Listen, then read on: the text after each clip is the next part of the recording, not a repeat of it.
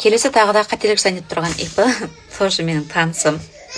ИП 2025 жылы 22 майда ашылған. Бұл жердің ОГДСі место жительства мұнайлы, бірақ ИП-ның место нахождениесі қала, Ақтау. Бірінші, екінші полугодия табыс болған. Минималка төлеге деп отчеттарына тапсырылған, бірақ бір айныкі төленбей қалған, ноябрь айныкі, октябрьнікі ОПВР жоқ.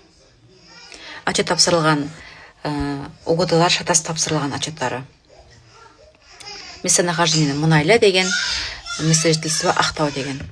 Енді екіншісін жөндеп қойдым, біріншісі енді сет не қойып тұрма, пока жөндеген жоқ, бірақ та міндетті түрде оны да жөндейтін боламыз.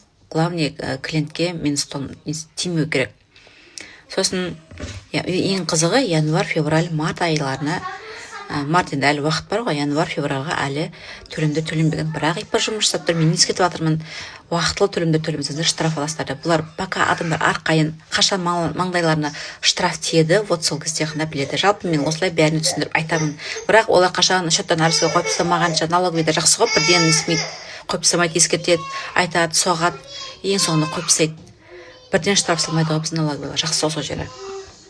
Сонымен ескертіп айттым, ноябрьге төледім, апа мен бәрін төледім депті, бір айдың төлеген маған. Жібере береді. Олай мен олай жұмыс жасағым келмейді. ИП өздеріңіздікі.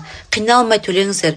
ИП-ларыңыз раз жұмыс жасап тұрма, жақсы табыс тауып тұрма, төлемдерін қиналмай төлеңіздер. Неге? Өйткені ол төлемдер сіз өзіңіздің пенсионканы өзіңіз үшін төлейсіз, социальный отчисление өзіңіз үшін төлейсіз, медстраховка өзіңіз үшін төлейсіз, ОПВР өзіңіз үшін төлейсіз, налогты да өзіңіз үшін төлейсіз.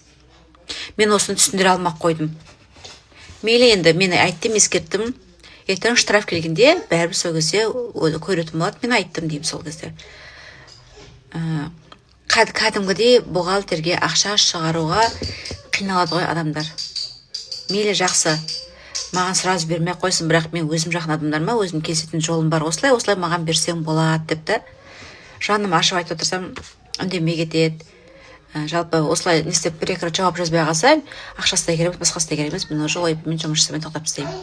Маған төлеген кезде уақытылы төлеп отырмын, мысалы жұмыс жасап тұр, мен ондай клиенттермен жұмыс жасағым келмейді.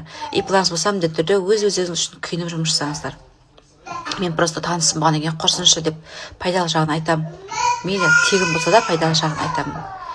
Солай ИП-мен жұмыс жасағанда декретке болсын, кәдімгі бизнес болсын, пенсияға ИП-мен шығатын болсаңыздар, өте сауатты болыңыздар, штраф өзіңізге алмайтындай қылып заңды түрде жұмыс жасаңыздар. Ақпаратым пайдалы болса, парақшама тіркеліп алыңыздар, комментарий жазып кетіңіздер. Білмейтін сұрағыңызға жауап қойыңыздар. Рахмет барлықтарыңызға.